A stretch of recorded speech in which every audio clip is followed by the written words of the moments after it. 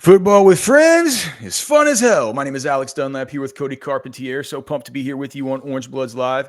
Cody, we got a quick show today where we're going to run through and give updates about how the Longhorns from the 2025 NFL draft, what their situations look like as far as their NFL landing spots, sort of what we foresee for these guys. And, if there's any kind of as voluntary OTAs and eventually mandatory OTAs kind of come into focus here, what it's going to be like during those organized team activities as far as finding their spots on the roster.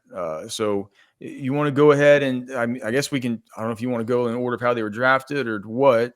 Maybe I can just list off a couple of the undrafted guys. Yeah, do that first. Let's do some UDFAs first. Okay, so Bill Norton signed with the Rams. If you look at do we have information on that? I think I have some signing bonus information on him. So it looks like no, I do not have a signing bonus. So for him, so not sure exactly what he was able to get, but of course he has, the UDFA deals that they sign with them that if they do make the team, they end up being 3-year deals with the base salary of $840 their first year, basically $1,005,000 the second year, and $1.12 million the third year. That's if he does make the team. No information on signing bonus. I'm guessing that means that he did not get a signing bonus. We have Silas Bolden, who got picked up as a UDFA by the Minnesota Vikings. Same contract details for him, except for the fact that he did get a $15,000 signing bonus and $205,000 guaranteed. So a little bit more for him. Should be an elite special teams opportunity there. He's next to Rondale Moore, another little guy there. So should be some opportunities. 205 guaranteed. David Benda was picked up as a UDFA by the Tennessee Titans. He got a $12,500 signing bonus and $82,500 guaranteed. So basically the same deal as we read before with an additional $95,000 on there. So not bad for him. And even if he doesn't make the team, he comes out of this thing with $95,000. And then Jake Majors, who went undrafted, signed the UDFA deal with the Tampa Bay Bucks, and he really got a really good landing spot. He got a total of $260,000 in guarantees. That's a $10,000 signing bonus with $250,000 of the 2025 salary guaranteed. Now he was okay. So what it is Graham Barton is the clear starter there, but behind him there's nobody. It's Jake Majors and it is Ben Bredesen. No, it's been. I think they moved Bredesen. Either they moved Bredesen to guard or Bredesen moved to Miami. I forget which one it was. But one of their some of their primary left guard. The Ben Scott from Nebraska is another center that they brought in. So that's going to be a camp battle for both those guys. I looked into it. So he actually got a $15,000 signing bonus with $250,000 of the 2025 salary guaranteed. So he actually got $5,000 more, and he got $265,000 in guarantees. So they like him too. So that's kind of the roundup as far, Jake Majors, he's going to make that team, and he's actually within striking distance to be a contributor, like the number 2 center. As wild as that's, I don't know if he has the play strength to hold up his in year 1 in the NFL. I'm not sure. Year 1, he's going to get to go against Vita Vea and Desmond Harrison every day in practice, or Desmond Watson every day in practice. So he's going to have to get that. He's going to learn from the best. He is 465 pounds. Hey, one other one you didn't mention. Disrespect on Gavin Holmes' name. Oh, I forgot, dude. All right, I didn't even look up Gavin Holmes. I forgot that he was. He's in Detroit behind Terrion Arnold. It's a deep cornerback group now.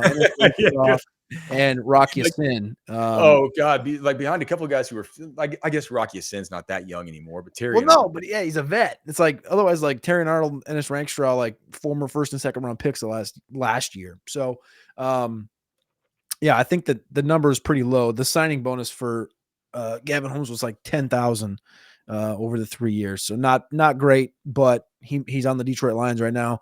I don't know, something about Gavin Holmes. I always just feel like he's gonna push through and he's gonna make a team, but we'll see what happens from a special teams perspective.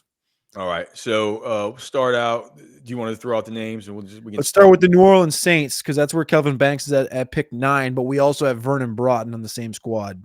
Okay. So with Kelvin Banks, it's looking like he's going to start out at left tackle. They have now Trevor Penning was at right tackle last year, right? Yep. And Fuaga was at left. Yep. So what they've done is they've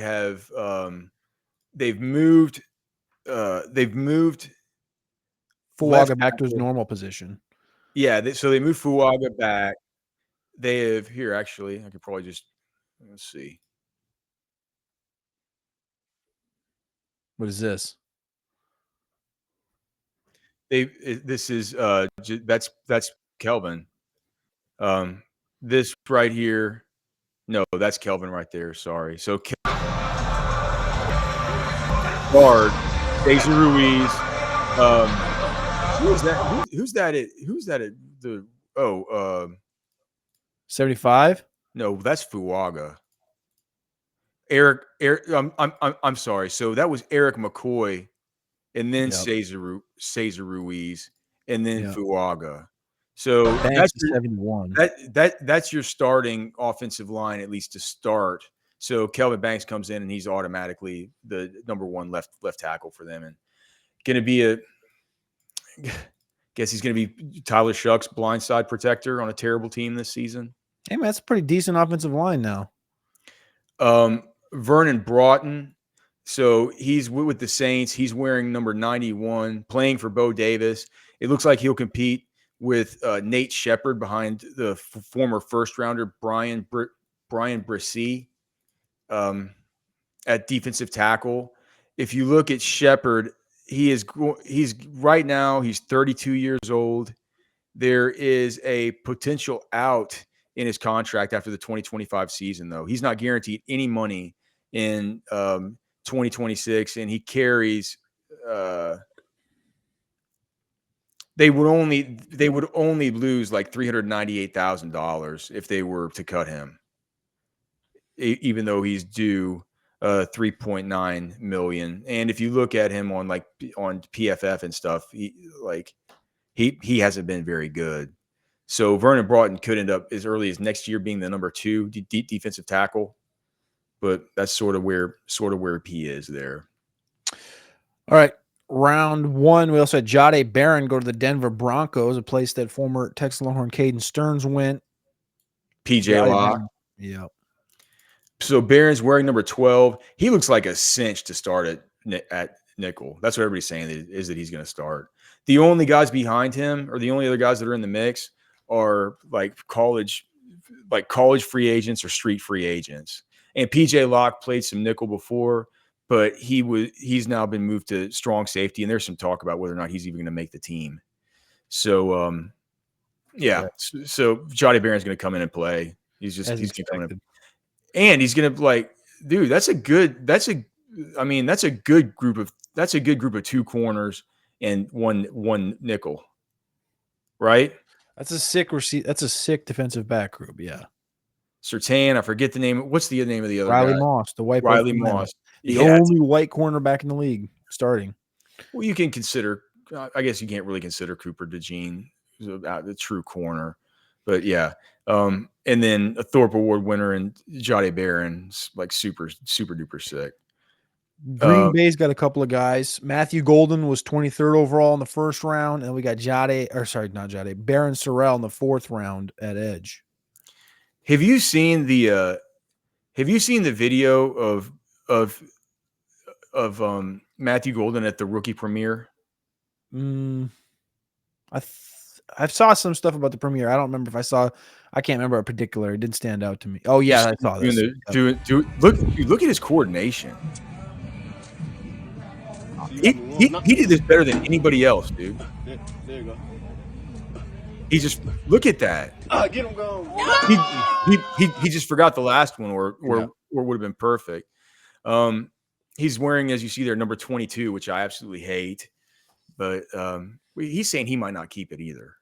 I think he's waiting for some better numbers to open up. He's waiting for it. Yeah. So he enters what's a pretty full receiving room, but I think he comes in and even though the Brian Gutekunst had to call Drew Rosenhaus and Jaden Reed to apologize and say, "You're still our number one. You're still our number one." It's like, well, they did take this dude in the first round, and he is pretty sick. We know that Jaden Reed operates almost predominantly out of the slot. The outside receivers he'll have to deal with are Romeo Dobbs, Dontavian Wicks, and Christian Watson. Christian Watson set to miss the first half of the season, so he's better than Wicks and Dobbs. He's going to be their top outside Z wide receiver.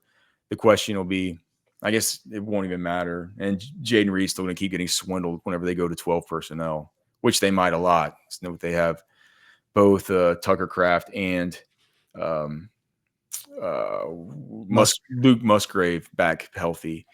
Number 88. 88 is great. He stole the number. 99 is great. 99 is great. This is a nice defensive line group right here in Green Bay. Yeah. But dude, I mean, here's the thing. He's backing up Rashawn Gary, who's clearly very, very good, right? Former round one pick. Yep. But if you look at his contract, there is a potential out. He's signed through 2027, but there are potential outs all throughout this thing, and especially I would say in 2027 as it is, like that'll be his year 30 year. He'll definitely, because that year, like he's due $7 million this year. In 2026, he's due $18 million, right?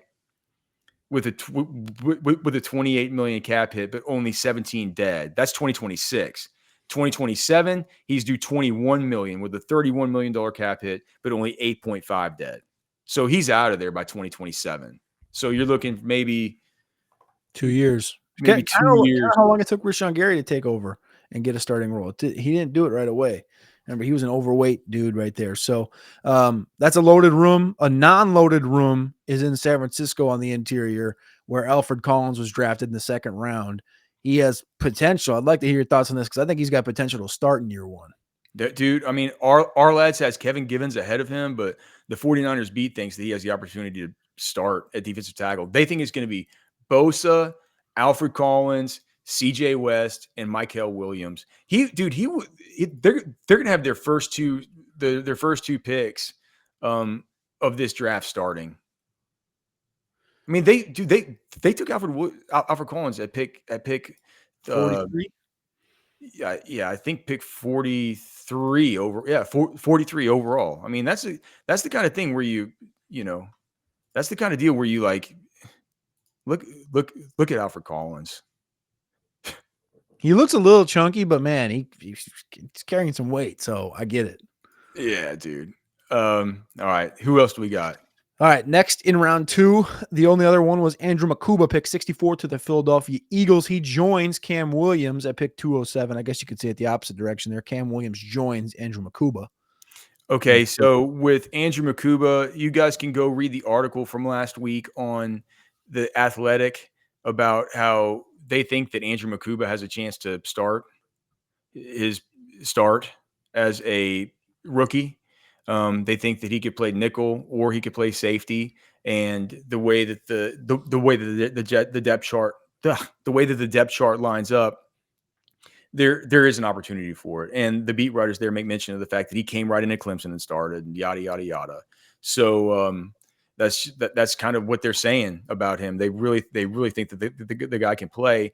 As far as Cam Williams, he was drafted in the 6th. He's wearing number 73. Here's the best news. He's at least out there practicing. So whatever it was with his knee, it's finally done, right? It was still bothering him at pro day. So if he's at right tackle, which is where he is, he's behind Lane Johnson, but he could compete with Kendall Lamb for that number 2 spot behind Lane Johnson. We know that Lane Johnson was drafted in what, Cody, 2013. He's getting up there in age. Yeah. So, fighting out with Kendall Lamb there. PFF has him as an excellent pass blocker, but a terrible run blocker. I think that I also think that this could be the Mekhi Becton kind of thing. They could move him in and have him play guard. They've seen how these sort of oversized, mega kind of right tackle types can be resurrected and play at that guard spot. So we'll see how it goes. The other 4th-round pick is Gunnar Helm in Tennessee, pick 120 overall. I think this is more. The question is, can he beat out Chigakonkwo? Chigakonkwo is a guy who they play a lot more out of the slot, a lot less of a true Y tight end. This to me feels like competition for Josh Wiley, who is more of their kind of two-way tight end. He plays attached. He plays off the line of scrimmage. Plays H-back. All the rest. They're saying that he's the guy that's first in the building, asking all the veterans what he needs to be doing. All the rest. I mean, it's just what you expect out of Gunnar Helm, for sure. All right, we'll circle back to the 5th rounder, but let's go to the late round quick. Hayden Connor to the Cardinals, and then so he's reunited with Keaton Crawford, but he's joining with they have 2 good tackles, 2 highly, two awesome tackles, right? But that interior, I was looking at, dude, that's a patchwork interior. It's not very good. It's all a bunch of former UDFAs and guys that they brought in free agency, guys who aren't very guys on like little 1-year $5.5 million deals. He has a chance to move into the 2 deep, but it's just the thing is it's not a good 2 deep. Well, they've been just drafting guys left and right in the middle rounds the last couple of years. So Miami, Quinn Ewers. Well, we know what's happening there. Like 2 is probably going to get hurt, and if he does get hurt, what are they going to do? They're going to go to Quinn Ewers, who, Sark has said it's like he knows that system. He's familiar with a lot of aspects of that system. A lot of this stuff with the motions attached, the orbits attached, the pre-snap motions, all that stuff is stuff he's very familiar with. But Zach Wilson is his competitor for the backup job, and he's getting paid $6 million this year. Okay, who can pick up the offense faster is the question in there. Yeah. All right. Last one, round 5. Jaden Blue, Dallas Cowboys. Your new starter for the Dallas Cowboys, man. Javonte Williams stinks. Miles Sanders stinks. He's wearing 34. It's just going to happen, right? All right. Now, you can email us, fwfemails@gmail.com. You can find Cody on X at Cody Carpentier. I'm at Alex Dunlap, NFL. Back next week for the live shows. Hope you guys are enjoying some of these prepackaged ones that we have put together for you right now. But whether we're here, whether we're not, we're going to be here every night, 6 p.m. on Orange Bloods Live. All right. Love you guys. Thank you for being here. For Cody, I'm Alex. We're done.